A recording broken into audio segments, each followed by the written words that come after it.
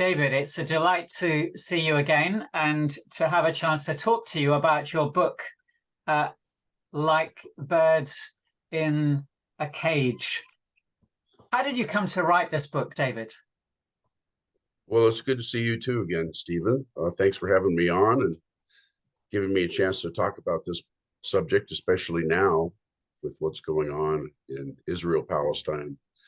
As we speak, I had been a New Testament professor at Calvin College, now Calvin University in Grand Rapids, Michigan, for a number of years, teaching a course on the survey of the Bible and the history of Israel.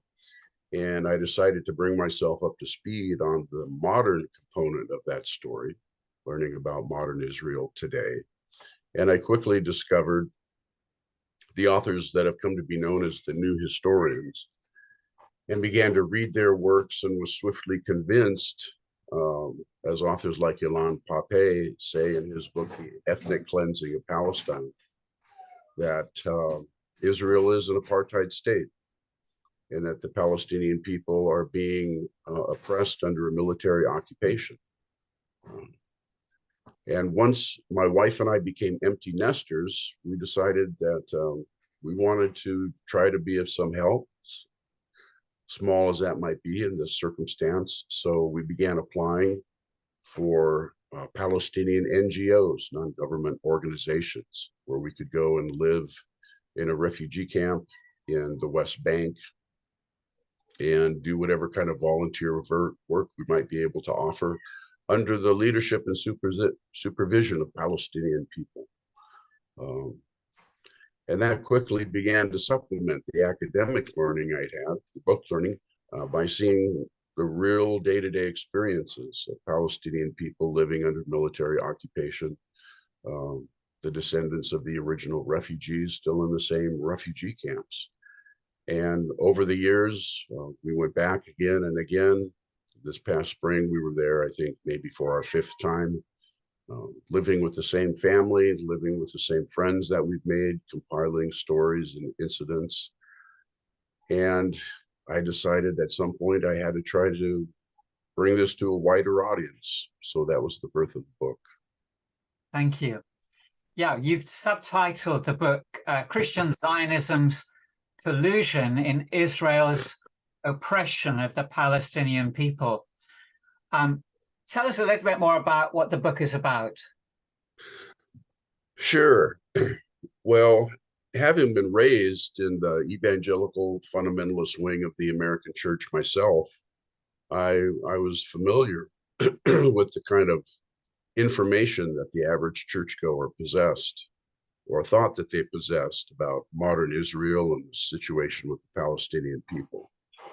And I know that the average evangelical Christian basically has a rough outline of the official Israeli narrative, which is a propaganda narrative about the birth of the state.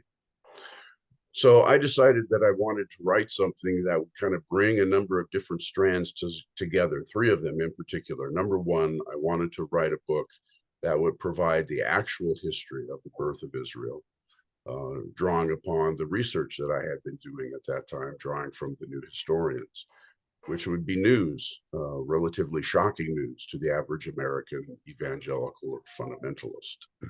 Then secondly, I wanted to offer something that would look at the methods of biblical interpretation that is used to support Christian Zionism and unpack the limitations of that method and provide what I would say is a more biblical hermeneutic, a biblical way to approach these passages. So it had an interpretation component. And then thirdly, I wanted to tell the stories that I had learned, that I had seen and experienced with my friends and others in the camps and other areas that we'd gone to visit. Because again, the average American has absolutely no exposure to this and doesn't know very much at all about what it means for the Palestinians to live under Israeli military occupation. So I took those 3 strands and wove them together and produced the book that you've just shown our viewers on your screen. And what do you hope to accomplish having written the book? Well, I hope that I can help to educate American evangelicals or Western evangelicals more broadly, perhaps, to let them see the suffering that the Palestinian people experience, to let them see that there is a better way, not just an alternative way, but actually a more biblical way to read the biblical texts, to remain faithful to one's commitment to the authority of the Word of God, but see that those interpretations result in readings for justice and for equality and for the dignity of the Palestinian people and for the condemnation of Israeli apartheid and the oppression that they've imposed on the Palestinians. And I'd want people to see the genuine history, the storyline there, to learn about the Nakba for the first time, to know what it meant for 750,000 Palestinians to be made refugees in just a year and a half, and to continue to live in those refugee camps today. I had a good illustration of how transformative this can be for people. Just the other day, I was doing a presentation last week at my church at a senior luncheon with about 150, 200 people there.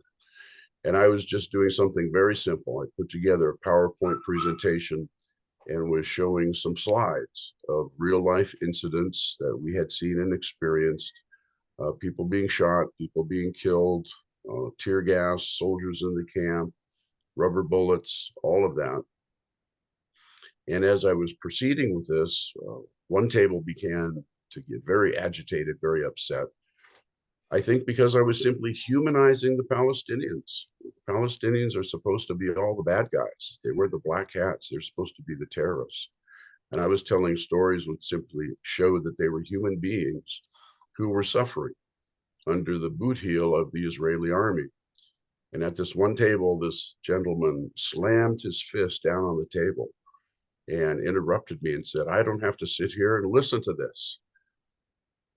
What was he listening to?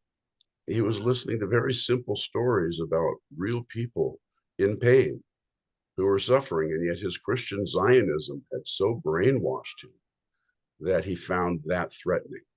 So I would like to threaten more people in that way, and hopefully others who would be more open-minded. Thank you for sharing that, David. So how do folk get hold of a copy of your book? Sure. Well, there are several different ways, I guess. They could go on Amazon and look it up, look me up and look up the title if they want, or they can go to the publisher's website.